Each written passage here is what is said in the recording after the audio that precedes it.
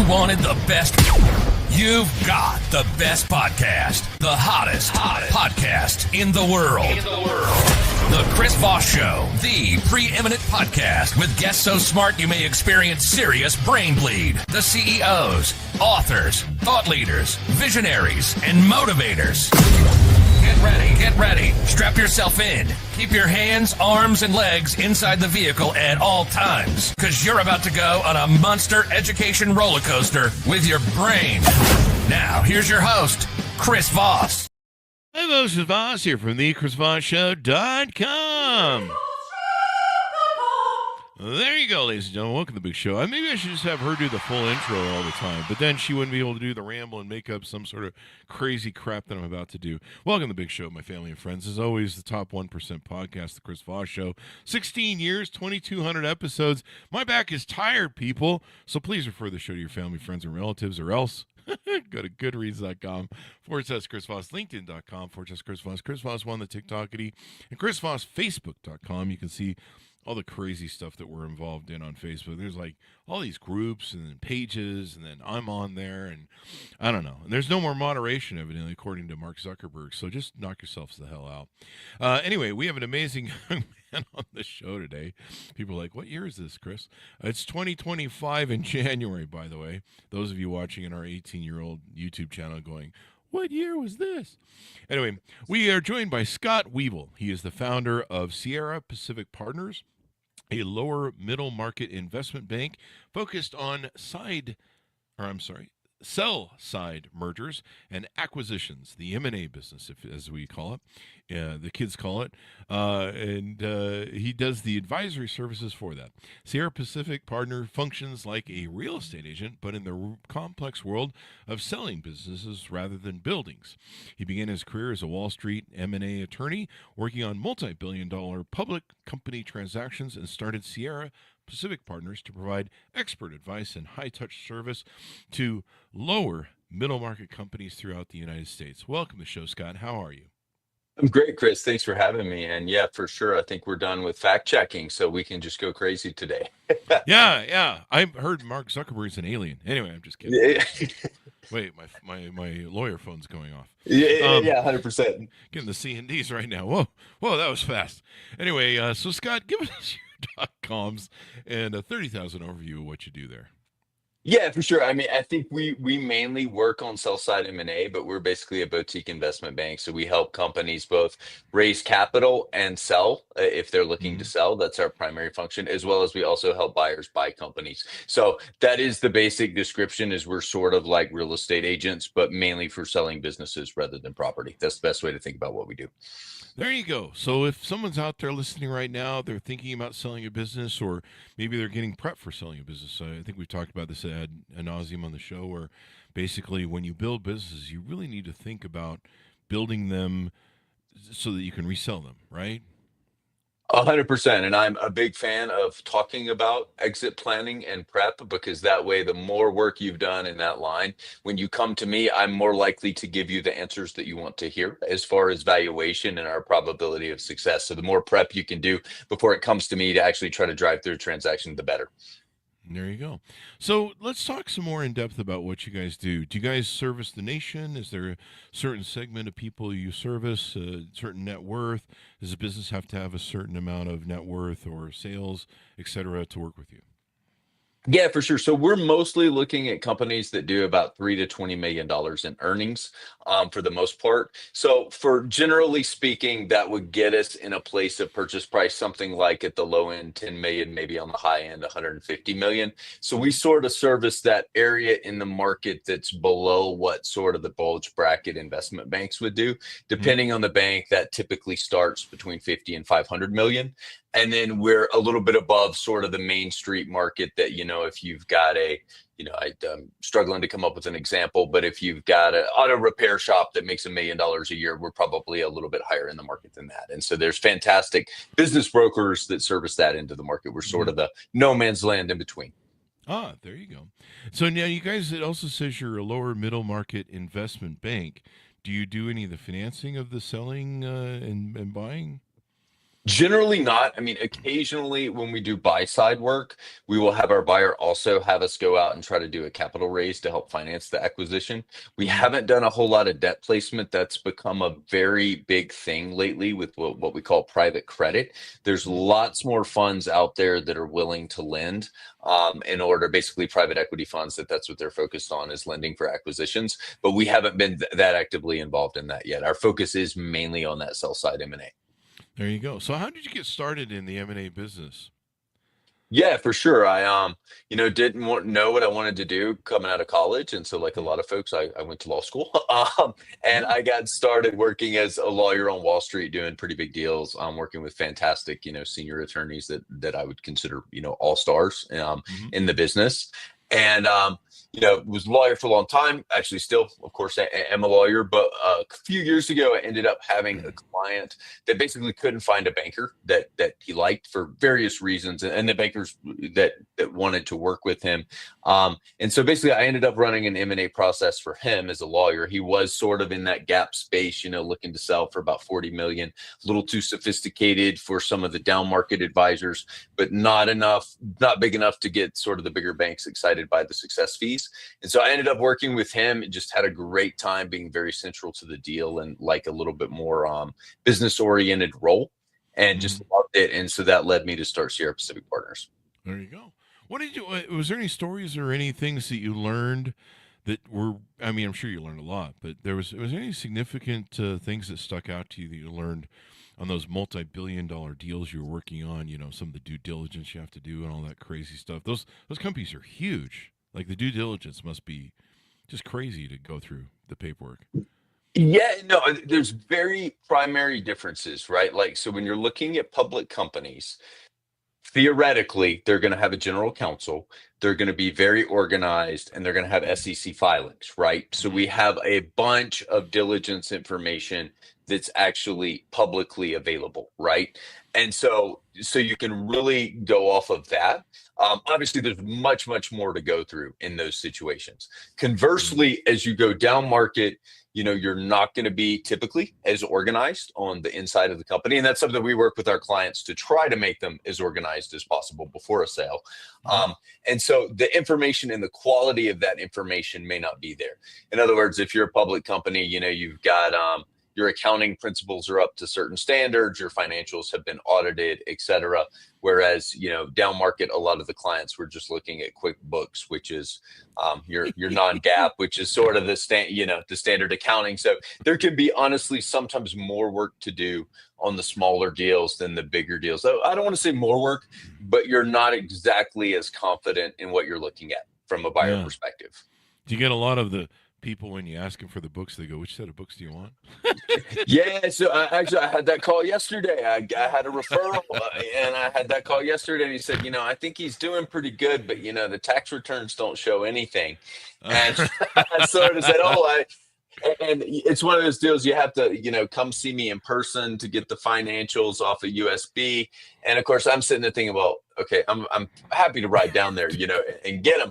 But like, if we can't put them in a secure virtual data room for buyers, I'm not going to get a buyer from 3 states away to drive to your office to look at the financials. But I will say I don't actually say this to clients, but sort of the old saw is you can only steal it once. You can steal it from the IRS, or you can use the money when you make a sale, but you can only steal that money once. And so the general rule is, as we're moving towards a sale, we're moving from a place of tax minimization to profit maximization on those tax returns. And Mhm. I think that's something for owners to remember that, particularly if you are in that lower market and Mhm. you're looking at folks that are going to get SBA loans to buy your business, the SBA is not going to consider that stuff at all, like 100%. So you're taking some of that money and saving some taxes on it, but you're really reducing your buyer pool. Yeah, there you go. I I was just thinking in my head the joke about how, guys like, you're gonna have to come get the USB, like it's some kind of like Mission Impossible sort of Yeah, thing. no, This 100%. USB will self-destruct in 5 seconds. or no, I won't talk about financials. Financials can only be lawyer to lawyer, and Oh, it's wow. hard for me to go to market with that. And to be Yeah. clear, I'm not saying, I mean, you should not stand out on the street corner, emailing people your Waving. Yeah, yeah. financials, but within Mhm. reason. Once we get folks that we think could buy your business, we get them under NDA and things like that, and it's appropriate. You need to be forthcoming with those financials, or they're Oh, going yeah. to think, you know. Best case, you're super disorganized, right? Worst Yeah. case, you are actively trying to hide things. And, people think if, I know it's common, but if you're deceiving the IRS, how do I know you're not trying to deceive me, Mr. Buyer? So, Yeah, that's very true. Plus, I mean, you don't want the IRS coming in and, finding out all the improprieties, and then, the business is now worthless because the IRS has penalized the hell out of it. So there's that you as would, well. Yeah. for sure. And you would be surprised how many mid-deal audits there are. Oh, I really? get that. Yeah, I mean, not, I'm not saying it's like 50%, but it Hmm. definitely happens at the worst possible time. You've signed the Worst purchase possible. agreement, things are progressing towards closing, and then you get that email, "Hey, Scott, got this letter from the IRS in the mail today." And Mm. so what you want to do is, hopefully, it's not a high level audit, or it doesn't even extend to the level of an audit. I forget the terms off the top of my head, but you want that to go very smoothly. You do not Yeah. want them to start digging in mid deal, because that'll 100% blow your deal up for sure. Yeah. When you ever heard of that? How Congress has a thing called a SCIF? It's a secured. Let's see, I have it pulled up here for the joke. It's a secured. It's a sensitive, compartmentalized information facility. Like you can't take your cell phones in there. You Oh, can't okay, take no, any photographic okay. equipment. Yeah, that's where I do all my legal accounting work is in the SCIF. So And if you ever want to see my books, you got to come to the SCIF. I actually rent it from the Congress members because it's like totally secure and there's guards and shit.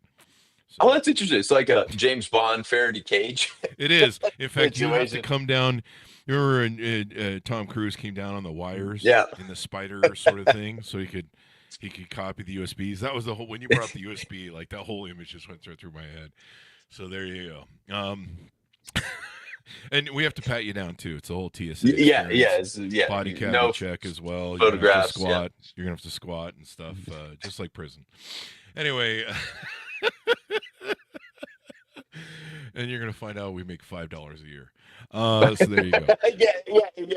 You got to go through all that, and then that's what you get to. That's 100%. right. Yeah. The funny thing, uh, the funny thing is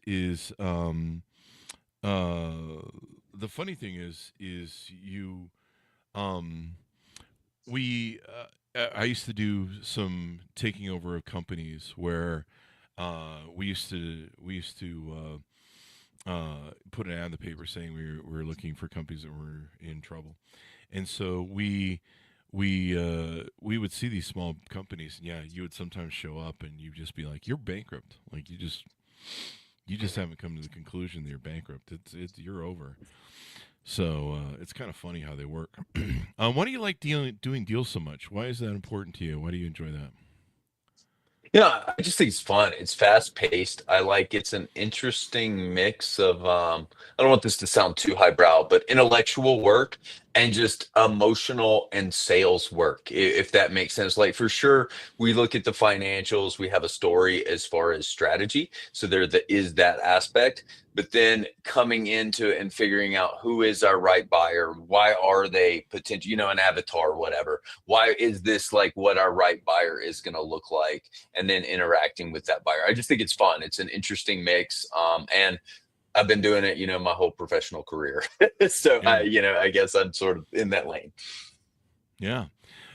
So it's interesting all the stuff that goes into M&As.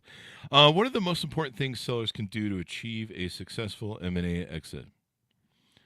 It's a great point. What we've been talking about, like I am mostly focused on the transaction. So there is this whole industry that's popped up around exit planners that sort of tell you the same things I'll tell you to do, but they will hold your hand while you actually implement these things over a 2 to 3 year period. And that's fantastic for accountability and things like that. But generally, what we're looking for, right?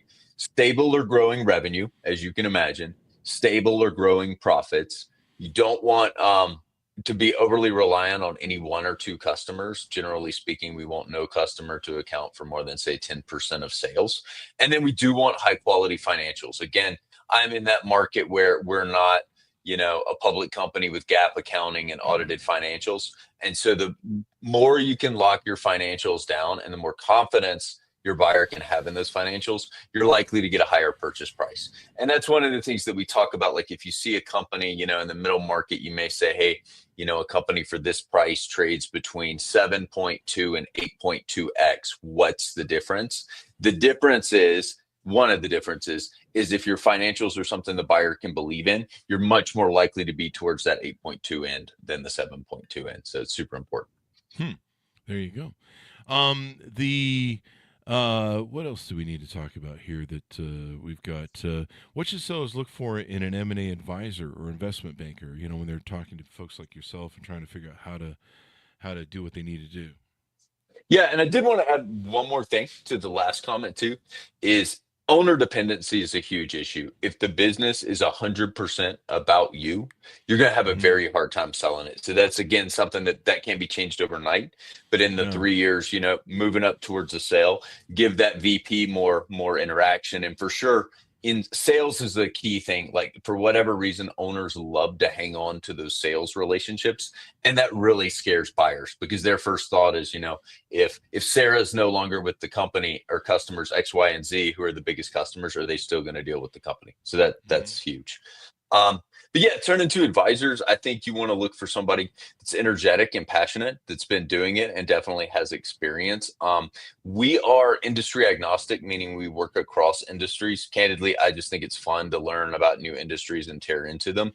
But you absolutely want to make sure that your advisor is someone that can understand your industry and leverage it. And for sure, if you're torn, but this is speaking against my interest in some situations, but if you're torn between advisors that you like equally and one has deep industry expertise and the other does not, for sure, go with the person with industry expertise. I think that's super important. Like I said, we're sort of across the gamut in industries, but we do a lot in tech, industrials, healthcare, and actually renewable energy. And so those are areas that, I feel particularly comfortable in. Like I said, a little bit against my interest because I love learning about new industries, but that's something to think about. Definitely. What are some big mistakes that you see a lot of sellers make or people prepping their business? Yeah, for sure. I think prepping can get relatively mechanical. Like I said, we can give you those checklists of things to do. And if you execute on those checklists, we should be in pretty good shape getting ready to go to sale. I think one of the things to think about is that we see that owners take a long time to decide that they want to sell, particularly founders, or if it's a family business, or if you're retiring out of the business. It's a huge decision. I get that it takes time. But Mhm. once they come to that decision, they want to move very quickly and skip steps. And I have to put the brakes on and say, no, like we're not going to start reaching out to buyers before we have marketing materials, before you give me the information I want for a data room, because that makes us look disorganized. And like I said, that's the most charitable view. Potentially trying to be untransparent or deceitful is the less charitable view. So we Mhm. definitely want to work on that. I would say, one of the big things that I work with sellers is that generally speaking, one-sided deals just don't get done.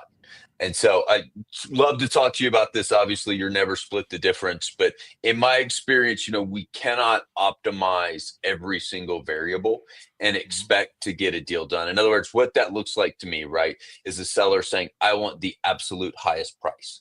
I want it to be all cash at closing. I want to be liable for nothing post closing. And on closing day, I'm out. I'm going to say, good luck, Mr. Buyer. I'm gone. Now we can prioritize some of those things and play with them, right, to get an overall optimal picture. But we for sure can't maximize all those variables at once, because at the end of the day, the deal's got to work for the buyer too. Yeah, most definitely. The You do several different sell sides M&A. You do the auction processes, negotiate transaction, and advisory. Can you walk us through what those mean and how they involve? Yeah, for sure. So the advisory is more just us sort of talking sellers through what they need to get ready for sale and sort of giving them strategic advice. An auction process is what you typically think of, or if you think about M&A, it's what you typically think of. In other words, you say, hey, Scott, I'm ready to sell. we come up with, we put together the marketing packages and all that. We come up with a list of between, depending on your confidentiality concerns, et cetera, anywhere from 10 to 500 companies or so that we're going to reach out to, or funds that we think could be a good buyer. Hmm. A negotiated acquisition refers more to one-on-one. Like, hey, Scott, this PE firm reached out to us. They want to buy us. We need someone to come in. They're professional negotiators, professional deal makers. We need someone to come in and help us on our side so we can meet their level of expertise. A lot of times, the first thing we do is we flip those one-on-one deals into sort of a quiet, quick auction process, because we find that even if that PE firm that, reached out to you via cold email, even if they are your ultimate buyer, you can keep them honest by having a couple other interested parties in the rent wings that'll put pressure on their offers to come up above, what they view as a potential floor. All right, there you go. Pretty interesting stuff, man. Now, on your guys' website, you guys also talk about doing in capital raising and corporate finance. Do you guys do that and help out with that, I guess? Yeah, for sure. We definitely do capital raising. We do it a little bit less. We mainly, as I sort of spoke about earlier, we mainly focus on equity capital raising. Generally, it's for more mature companies, not startups. That's just a function of, for the most part, venture capitalists like someone like me not to be involved and not to have fees associated with the deal. But for mature companies, if you are looking to expand, bring a new product online, something like that, we can definitely help. And we've done that quite a bit. Nice. And then you have an owner and founder advisory. Is that something I could tap into? Let's say I'm not at 3 million sales, or what was your minimum? 3 million earnings, I think, or something like Yeah, that. and those are rough. I mean, for sure, if it's a founder I like, an owner I like, that's a reasonable person, we're flexible on that. But yeah, just rough guidelines. But yeah, we're more than happy to talk to founders and help them strategize on, particularly on how to get to where they want to be as far as an exit goes down the road. And it is, we've talked about this a bunch today, but it is one of those things that the more you can plan, the better. It is not good to find yourself in a situation where, for whatever reason, you need to sell tomorrow. Mm-hmm. There you go. So interesting. Because one of the things I discovered on the show, we had some people start coming on that talked about when you start up your business, get it prepared for a sale, an exit. And I'd always been an empire builder all my life. I never really thought of it that way. I wanted to build an empire of companies and retire that way. And 2008 kind of changed that whole thing by wiping out everything. Our main flagship was a mortgage company, so good Okay. investment there. In 2008. That's actually when I started working. It was 2008, and we all What a hell of a time. actually got sent to litigation Oh, instead of really? M&A for about 6 months, because that's where the work was in That's where the work was 2008, for sure. processing all Yeah. those mortgage deals. Yep. But and it wiped out all of our companies. It was like everything just kind of came to a dead standstill there. It was crazy. I mean, my friends are like, if it came out in the news that you'd become an international gun trader, whatever, a gun weapon, guy who's selling them on the open market, we wouldn't be surprised because you tried everything to stay alive during 2008. But and so someone came on the show. I think they wrote a book called Exit Rich, and they talked about preparing your business from the very start, from the very the way you business license and all that sort of stuff, making sure that you're prepared to exit. And that's when the light first went on. I was like, geez, I've been an idiot this whole time. I should have, if I would have sold out some of my businesses at the top before the 2008 crisis, I would have done pretty good at a 3 to 4 multiple. I would have been sitting pretty. But this is something people need to think about. And with what we were referencing earlier, your advisory, I would suggest that it's smart for owners to check in early on in the process of building their companies, especially once they see that they've got, things caught legs and you're scaling quickly and stuff. Get advice as you scale, because you really got to prep for this sort of thing. You got to have some good advice, I think, in making sure that all your ducks in a row. So when that time does come to sell, because I imagine sometimes sales are forced, right? Sometimes it's a health issue. The entrepreneur, sometimes maybe it might be a family or a death. where there's an immediate sale that needs to happen. You may not have your prep down, right? Right, and yeah, they call them the Dismal D's. I think there's like seven of them. I can't name. Don't The test me, but it's dismal like D's. death, divorce. I can't come up with whatever. I Yeah. can't come up with all of them. But and I think one of the things that those events can catch you off guard, and if it happens, you do want to be ready, or preferably you sell on your own terms. But I think one of the things to stress too is the things that make a business attractive to a buyer Mhm. also make your business more fun to run. So Oh. if you're the owner with your hair on fire, with everything coming through you, right? No buyer is interested in that. And that's also very stressful and miserable for an owner. If you can Mhm. offload that work, delegate it, make it a real business, that also makes it more fun to run if you do not sell. So that's definitely something to think about. And I think there's sort of two levels of optimization here if we're building with the end in mind. Some of us find ourselves in certain industries that, for better or worse, that's what we're stuck with. I mean, in other words, if you've done, you've operated printing businesses since you were 16 years Mhm. old, that's probably the industry you're in, right? But Mhm. if you're starting something new, you may want to look at like what are attractive businesses for buyers. Like, for instance, Ah. if you're looking at services businesses, right? Is Mhm. this something that people only buy when the economy's good, or do people need it all the time? Like, Mhm. washing clothes or something. Is this a business that has recurring revenue where every month, somebody, landscaping, they pay you $100 a month or whatever it is where you live to get your yard mowed, right?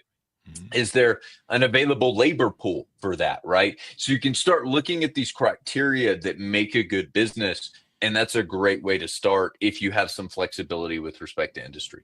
Yeah. How much do you think I get on a multiple for my OnlyFans channel? No, I'm just kidding around. It's a Yeah, yeah. callback joke Unfortunately, here I on the think, show. Chris, that's super owner dependent. We can't just put, I don't know if they're called models. We can't just sub you out with another model, and it have the same traction. So I don't know. I don't know I'm how that willing to would do. stay on with my thong. Me and my You thong wouldn't are stay willing to on. stay on. Yeah, I just say, it's kind of like Joe Rogan. Only it's an OnlyFans channel. We just, you know, there's a pole dancing, and I don't know what. Anyway, And that's good. it's called. That's well, We do a and we lot of look for that. OnlyFans callback jokes on the show, so it's great. It's great. Well, and owner flexibility. I like to hear an owner who's like, I'm willing to leave. I'm willing to stay, flexible in other aspects too. I'll dance. I Yeah, mean, yeah, that's kind of how yeah, the show that's what works. we So, want for sure. if you're out there Googling Chris Voss's OnlyFans channel, shame on you. That's disgusting. It's a callback joke on the show, people. We've been doing it for years. Anyway, OnlyFans jokes, the jokes that never, that always pay off. There's a joke there somewhere, I think, too. Anyway, what have we maybe discussed about what you guys do on your website and your services that are not OnlyFans related? Yeah, I mean, obviously, most of our practice is OnlyFans focused, but we do some work in other in other areas. No, I think overall, we find that for our clients, it can be an emotional process. And one of the things, particularly like I said, for those non-professional clients, if you're not a PE firm, a professional investor, one of the things that buyers, sorry, are definitely going to probe is if you're actually serious about doing a transaction.